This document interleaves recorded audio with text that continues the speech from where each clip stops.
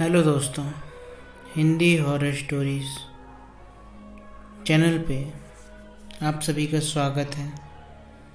आज मैं आपको रामदास का ढाबा पार्ट 3 सुनाने जा रहा हूँ। तो बिना देरी किए शुरू करते हैं आज की इस कहानी को। लेकिन कहानी शुरू करने से पहले आप इस चैनल को सब्सक्राइब कर दीजिए और वीडियो को लाइक कर दीजिए। चलिए आते हैं हमारी कहानी पे। रोहन ने माफ़ी मांगी। अरे भाई, माफ़ करो, मैं पीछे से कोई आ रहा है क्या, ये देखने की कोशिश कर रहा था। इतने में तुम आ गए। तुम भूतों से डरते हो क्या? क्यों, तुम्हें डर नहीं लगता? सतीश ने जवाब देते हुए गाड़ी चालू की। दोनों बैठ गए। रोहन को चुपके से देख के लगा कि सब कुछ ठीक है। सतीश में थोड़ी हिम्मत आ गई। अब वो धीरे धीरे रोहन से बातें करने लगा। रोहन, तुम हमेशा इस रास्ते से गुजरते हो, तुम्हें कभी वो भूतों से मुलाकात नहीं हुई? वो रामदास ढाबे वाले का भूत, उस मोड़ पे जंगल में वो एक ढाबा है। ढाबे वाला कह रहा था कि वहाँ कोई है जो लोगों को मार डालता है। रोहन एकदम से चुप हो गया। फिर बाद में बोला, हाँ, मैंने भी सुना है। आप भी वो ढाबे वाला अगर चाय पे रोकेगा तो मत रुकना, वहाँ पे मौत है। और रोने लगा। सतीश ने उसको चुप करते हुए कहा, क्या तुमने उसको देखा है कभी? तभी सर्र से आवाज़ आई। सामने से एकदम से एक टेम्पो वाला पास के गुजरा और सामने जाकर रुक गया। टेम्पो से एक आदमी उतरा, लेकिन सतीश का दिमाग चलना बंद हुआ। ये वही ढाबे वाला बूढ़ा आदमी था। वो सामने से आगे जाकर जंगल में गायब हो गया। सतीश को लगा कि शायद उसके ढाबे पे नहीं रुकना चाहिए था, इसलिए ये नाराज़ हो गया है।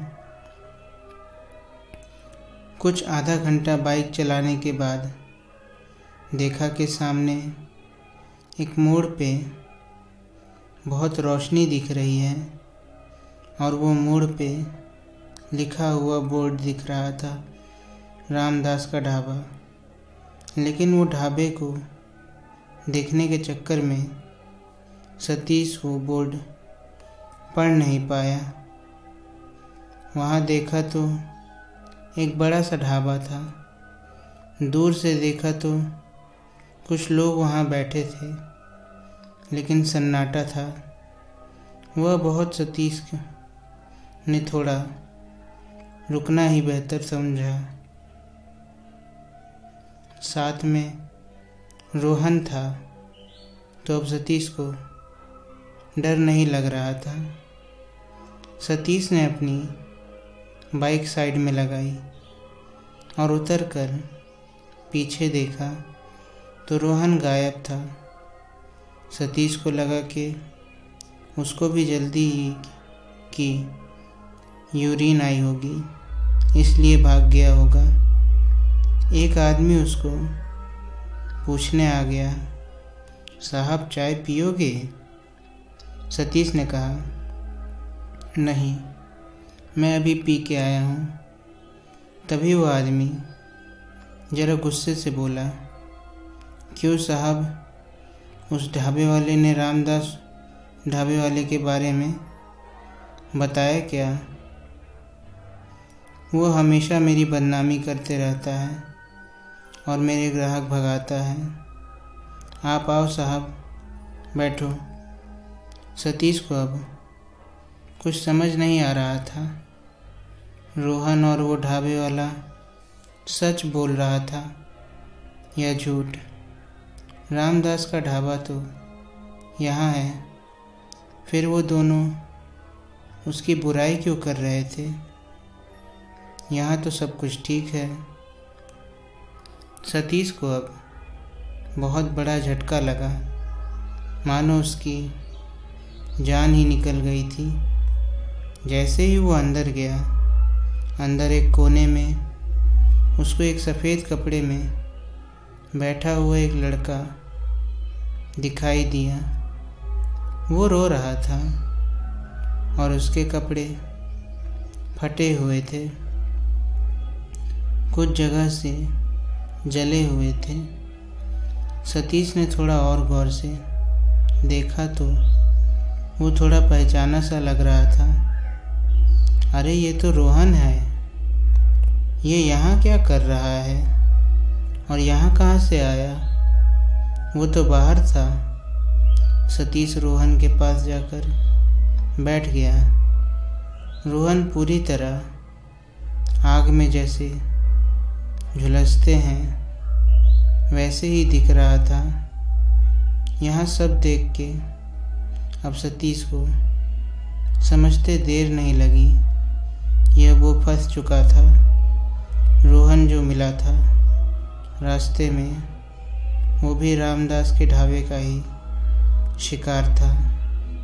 सतीश ने भागना चाहा, तभी वहाँ रामदास आ गया। साहब, चाय पीनी है या नहीं? यह इरादा बदल दिया। वो अब ज़बरदस्ती पे उतर आया। सतीश जैसे ही कुछ भी नहीं हुआ ऐसे जता के वहीं एक टेबल पे बैठ गया। उसके सामने एक और आदमी बैठा था। उसने अपना सर उठाया। डर से सतीश के हाथ का कप उसके शर्ट पे गिर गया। वो कांपने लगा। यह देख के रामदास बोला, रुको, मैं दूसरी चाय लेके आता हूँ। सामने वो टेम्पो वाला आदमी था।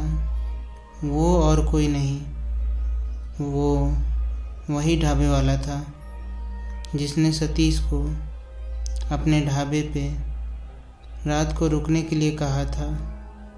अब जैसे पैरों से ज़मीन खिसक गई थी। रामदास को अंदर जाते ही सतीश वहाँ से भाग खड़ा हुआ और ढाबे के पीछे जाकर छिप गया।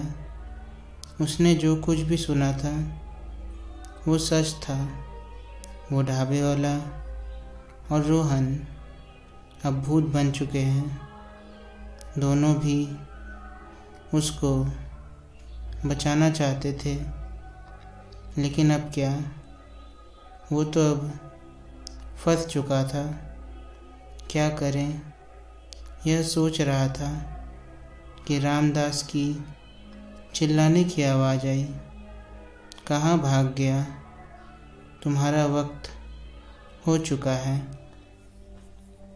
वो आते ही होंगे। इतने में बहुत ज़ोर की आवाज़ करते हुए एक बड़ी सी ट्रक जैसी रास्ते में आ गई। वो ऐसे ही आ रही थी कि जैसे उसको किसी का कंट्रोल नहीं है। ट्रक तेज़ी से ढाबे की तरफ आया और सीधा ढाबे में घुस गया और ज़ोर से धमाका हुआ। पूरा ढाबा जलने लगा। ट्रक की जोर की टक्कर से सतीश जो पीछे छुपा था वो कहीं दूर जाके गिर गया। कुछ समय के लिए सब शांत हो गया। ढाबा आग में झुलस गया। सुबह होने ही वाली थी। सतीश को होश आया उसके बगल में कुछ लोग खड़े थे और एक एम्बुलेंस लोगों को, सतीश को एम्बुलेंस में रखा और वो ज़ोर से आवाज़ करते हुए निकल गई। वहाँ रामदास का ढाबा नहीं था तो बस खाली जगह जहाँ रामदास की रूह लोगों को फंसाकर उनको मार डालती थी। लोग आज भी यही कहते हैं, वहाँ कोई है जो बहुत ही डरावना है, कातिल है, लेकिन कुछ ही बचते हैं। सतीश जैसे नसीब वाला था। और जिस तरह आप लोग नसीब वाले हो जो मेरा चैनल आप सबको मिल गया। चलो आज की कहानी ख़त्म होती है, कल से किसी नए टॉपिक पे कहानी लेके आएंगे। ये रामदास का ढाबा का कहानी यहीं ख़त्म करते हैं। चलो ठीक है, चलते हैं। कहानी पसंद आई हो तो यहाँ तक आए तो पसंद तो आई ही होगी। पसंद आई हो तो लाइक कर दो, कमेंट में बताओ कैसी लग रही है ये कहानी। और सब्सक्राइब करो यार, बहुत कंजूसी करने लग गए हो आजकल तुम लोग सब्सक्राइब करने में। सब्सक्राइब चेक करो चैनल को और जितना हो सके शेयर कर देना। चलो चलते हैं अब, बाय बाय, टाटा।